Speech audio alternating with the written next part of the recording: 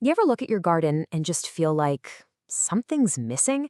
I mean, you're adding the nutrients, you're watering, but the plants still look kind of tired, hungry, even. Well, the answer might not be in what you're adding to the soil, but in what's gone missing. So let's dig in. It's a super common problem, right? You follow all the rules, you do everything you're supposed to do, and yet the results are just lackluster. You got yellowing leaves, stunted growth. It honestly feels like you're just throwing money straight into the ground. So what is really going on down there? Well, it turns out the problem isn't about what you're adding, it's all about what you've lost. See, your soil is powered by this massive, totally invisible workforce of microbes. And if they're not on the job, the whole system just grinds to a halt. This isn't just about feeding plants anymore. It's about feeding the very life in the soil itself. And this breakdown, it happens in a really predictable chain reaction, a three-step downward spiral. First, the soil's main fuel source vanishes. Then, the whole nutrient delivery system just shuts down. And finally, the fertilizers you spend all that money on become pretty much useless. Let's walk through each one of these steps. Okay, so the very first domino to fall is the loss of fuel. And the fuel we're talking about is something called active carbon. So what in the world is active carbon? The best way to think about it is like fast food for that microscopic workforce in the soil. It's not the slow-burning stuff. It's the quick, easy-to-digest sugars and proteins from fresh organic matter that give them immediate energy. It's basically their paycheck. The consequence is, well, it's simple, cause and effect. No fuel means no work. Just like your car isn't going anywhere without gas, the entire soil ecosystem just grinds to a halt without this available carbon energy.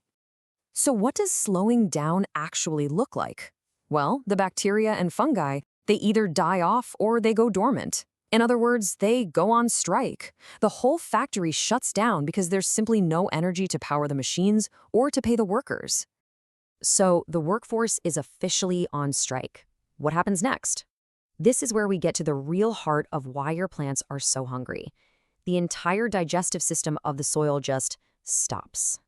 You see, your soil might be jam-packed with nutrients, locked away in things like dead leaves or compost. That's the full pantry you see on the left. But here's the catch. Plants can't just eat a dead leaf. They're actually really picky eaters.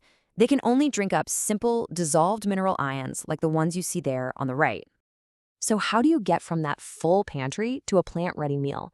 The bridge between those two is a process called mineralization. And this is the critical job that the microbial workforce does. They are the soil's digestive system, breaking down all that complex stuff into a simple nutrient soup that the plant roots can actually drink up.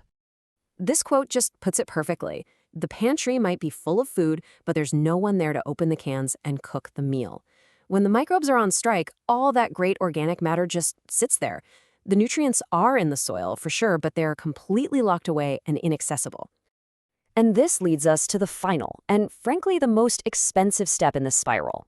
This is the part where this invisible biological problem starts to hit your wallet hard. Now, I know what you're probably thinking. Fine, the natural system is broken, I'll just bypass it. I'll just add more of the synthetic stuff, the simple ions plants can eat directly. And yeah, that seems logical, but it's an idea that's actually deeply flawed. And here's why it doesn't really work. First, beneficial fungi act like little extension cords for the plant's roots, letting them reach nutrients in tiny soil pores. When they're gone, the plant's reach is drastically smaller. Second, without microbes to hold onto it, synthetic nitrogen just washes away with the first good rain. And third, phosphorus actually chemically bonds to soil particles, becoming fixed or locked away and totally unavailable. So, how much are we actually wasting? In a biologically dead soil, it's estimated that up to 70% of the fertilizer you put down is lost. 70%. Just let that sink in for a second. This chart here shows you exactly what that waste looks like.